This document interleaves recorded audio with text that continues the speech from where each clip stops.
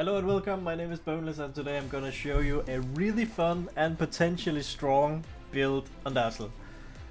So, before I go any further, I want to see if you're as confused as this anti-mage is right now. So, what is going on? This Mars is somehow still alive. And now the anti-mage is, I guess, feeding to the Juggernaut, and now he's pinging, and he's still confused. He still doesn't know what's going on. So let's look at the same clip, but from my point of view. So what I'm doing, I'm playing as the Dazzle. So what I'm doing is I'm using Arcane Blink together with a bunch of cooldown reduction. I'm using Octarine, and I'm using obviously max level Bad Juju, which is my ultimate. And then you also need one of the two neutral items that gives you cooldown reduction. So that would be either Spell Prism or Quickening Charm. But if you do get to this point, you can actually just keep using Arcane Blink, which has a 4-second cooldown. And then you can keep using that, engraving someone, and you can do that for days. They can literally never die if you get to this point. A meme. I don't know. It's if you get to this point, it actually feels so strong. Like look at this. It's actually ridiculous. So what you want to do is be out of vision and do this. All the extra range you get on your you have a talent that gives range, and you have obviously the Ether Lens from Octarine that gives range. It allows you to just stay really far back and keep graving. You could be out of vision. You could be in the trees preferably, or you can be like on the high ground. Even this is bad. I didn't even have to go out there to show myself. So you could say that if they I'm immortal. This guy is so fucking funny. It's just some random Russian Wraith King I found in the pub, you know? But he's smack talking in all chat. It's good. It's good shit. But you could say that if the enemies were better, they would have hunted me in the trees, so I couldn't do this. But you know, I have a blink on a 4-second cooldown, and I'm staying in the trees. And even if they try to hunt me down, I can juke for days, and you know, even if they do kill me, then they spend a lot of the team fights just hunting a Dazzle in the background. Maybe that's not how they win a team fight anyway. So if you get to this point, I think it's really strong.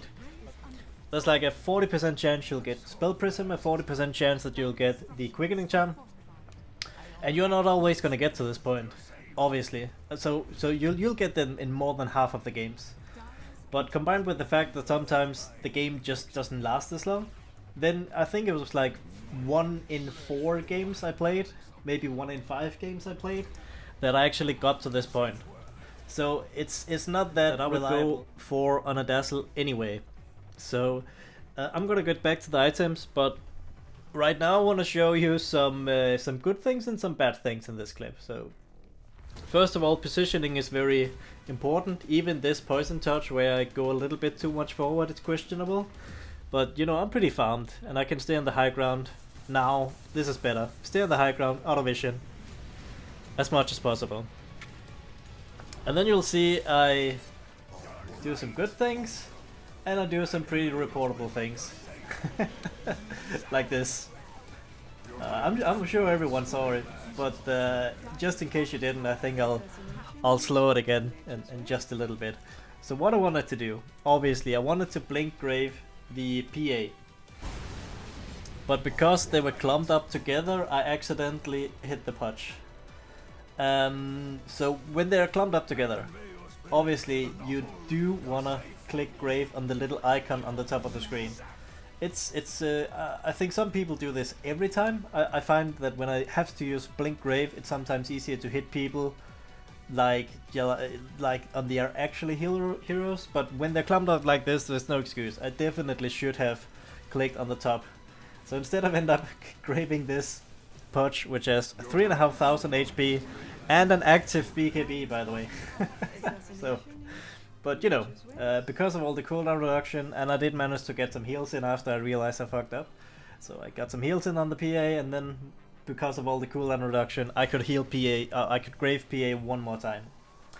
So here in the late game, what you want to do, stay in the back, stay in the trees, blink Hex. Like here. I think this Wind Ranger got surprised that the PA had Mindbreaker. obviously, something like this. So you just want to blink in, do your thing, and get out. So either you blink in Hex, walk away, or you blink in Grave, walk away. And that's the entire playstyle of the late game. It's not even at this point so much about the guarding greaves anymore. Obviously you could still use it. But blink in Hex. And by the way, this guy, if you noticed, I can Hex from really far away. I was the one who hexed the Night Stalker here. And then the Juggernaut buyback, and now we get to the good stuff, where I just keep graving this PA. So, what I could have done better, I mean my main job is to keep the PA alive, I'm doing that. Midas in the middle of the fight, very important. But what I could have done, I also have a Hex on a, I think 7-second cooldown or something ridiculous. I also could have clicked that a bit more. I think it hexed twice in this fight, but I could have done a lot more, obviously. So, good things and bad things. But, it feels like this build is just strong.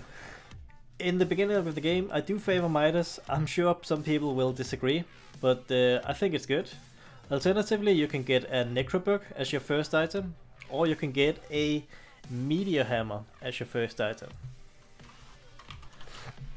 The idea behind the Meteor Hammer is, well, first of all, these 3 items is just to help you boost farm, basically. The idea behind Meteor Hammer is that you could do one of 2 things. You know, if you have, obviously this game we're just stomping. We were against an, I'm actually position 4 and I still have a Meteor Hammer at 10 minutes. So we were obviously stomping the safe lane, Anti-Mage went jungle, very sad. So this is the first thing you can do with the Meteor Hammer. You can just kill a neutral camp, stack very easily, and it's pretty good actually.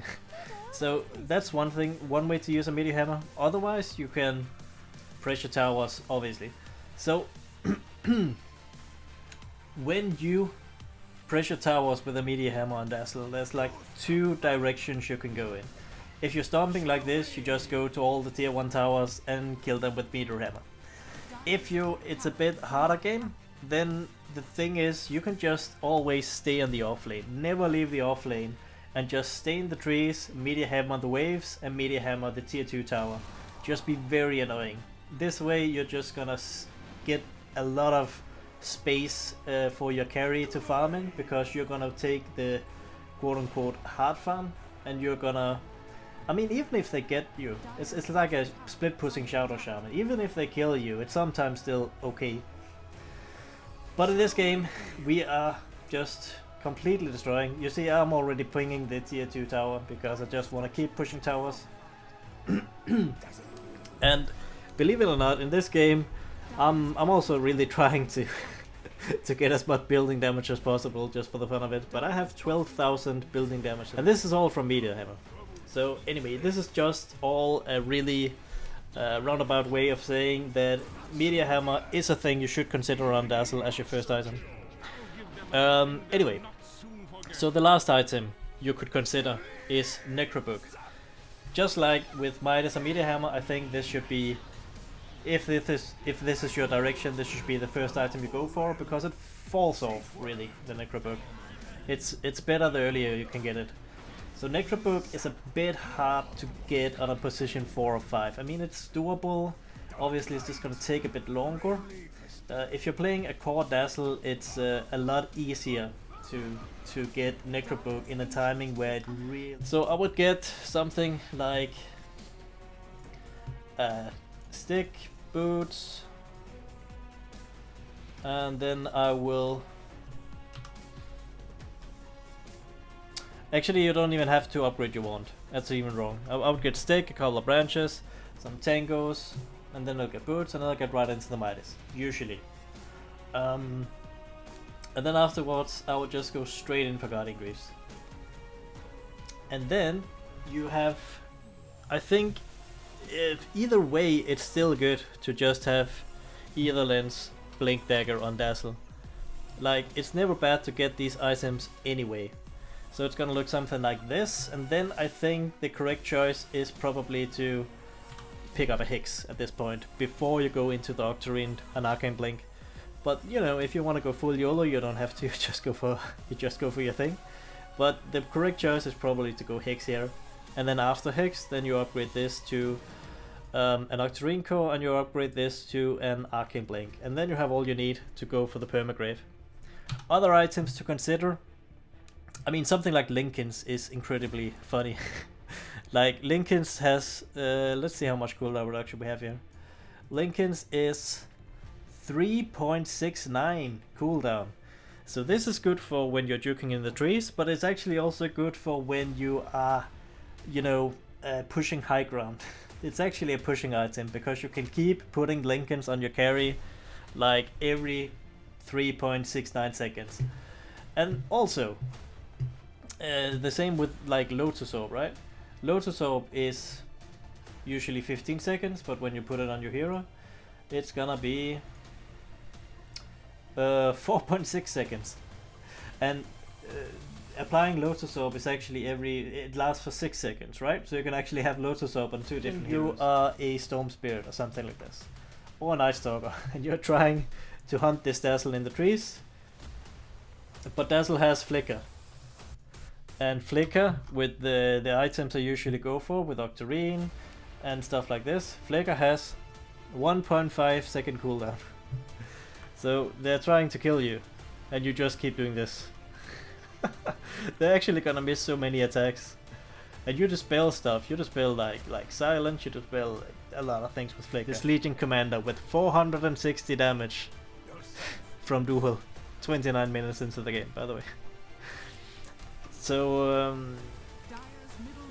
anyway, in conclusion, I think this build is strong. Like again, look at this shit. It's